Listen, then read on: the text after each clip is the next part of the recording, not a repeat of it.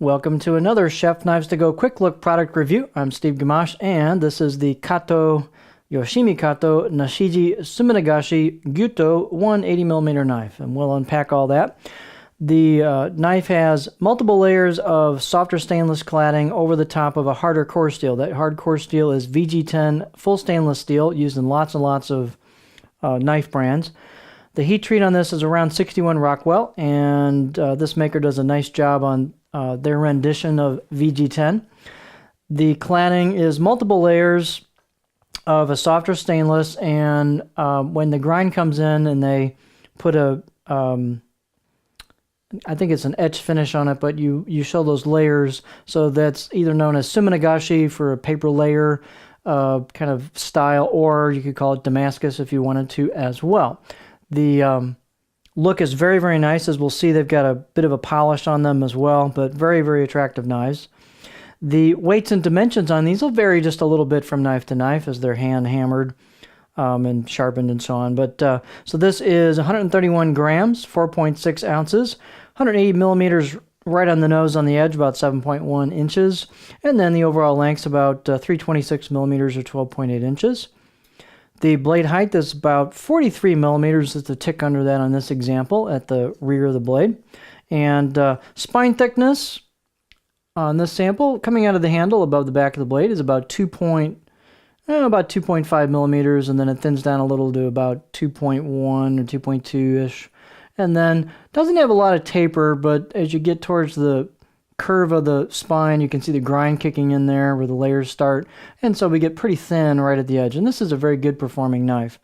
The handle is a black packawood ferrule along with rosewood octagonal ambidextrous handle. The fit and finish on the handle is very, very good. There's a tight install on the handle where it meets the tang, and then the grind's pretty close to 50-50, and the edge is pretty close to 50-50 as well. So definitely a full-on ambidextrous style knife. The edge on these is pretty good out of the box. It's about a 6 out of 10. They've got a nicely crafted edge bevel on them. Clean grinds, nice fit and finish, pretty stiff blade. Let's see, let's take a close-up look at it. The handle circumference is about 74-ish, 75 millimeters, where the packawood meets the rosewood. They've got a curved choil into the neck, so there's lots of room for your middle finger there for a pinch grip. So these are extremely comfortable on a pinch grip. Balance point for that pinch grip is about right there, just a little bit in front of that choil. It's a fairly, it's a 180. It's not a big, long blade, and the rosewood's not the lightest wood in the world. So that brings it about right there, which is just a little bit behind a pinch grip. As I said, these are very attractive blades. They have a bit of a polish to them. So you've got hand-chiseled kanji. That doesn't have a raised effect like most of them do, because it looks like they must have polished it afterwards, and so that takes off a little bit of those, raised edges you get when they chisel the metal and, push that out of the place where they're chiseling it. So it's a smooth effect, but it's very, very nice looking. You've got a Nashiji or pear skin finish on the flats of the blade, and so that's what Nashiji means. It's a mottled pear skin kind of look. And then you've got Suminagashi or Damascus layering showing up at the grind where it starts coming down towards the edge. So this has a kind of a harder shoulder where the grind kicks in off the flats of the blade, and then you've got the shiny edge bevel there at the end. This particular one, I've seen like 8 of these now. This is the only one I've seen that's got a small anomaly there on the cladding, but it's not anything, functional at all. It's not going to affect functionality whatsoever, but it's a very small anomaly. But generally, the fit and finish on these is very, very good.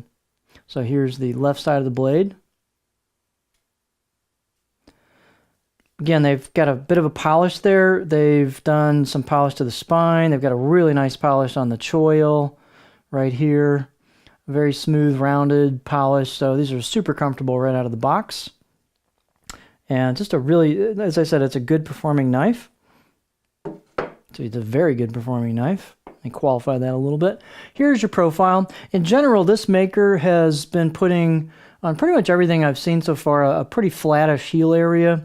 So this is no exception. So the back half flows into a stop. It's not a super hard abrupt stop, but it is a stop there. And you've got a good old flat spot towards the back half of the knife and then a gentle curve towards the front.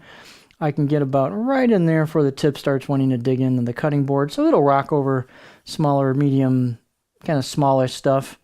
And again, this might make a pretty good chopper because of that back half of the blade. So it's pretty much a profile that encompasses a pretty wide variety of techniques. So these are a really nice line of knives. They've been quite consistent in the quality and the fit and finish, except for that small anomaly I told you about. But just a excellent line of knives, all stainless, got a lot of character to them. Good, very, really good performance, especially on this particular knife, and just an all-around excellent knife. So this is the Yoshimi Kato Nashiji Suminagashi Gyuto 180mm knife.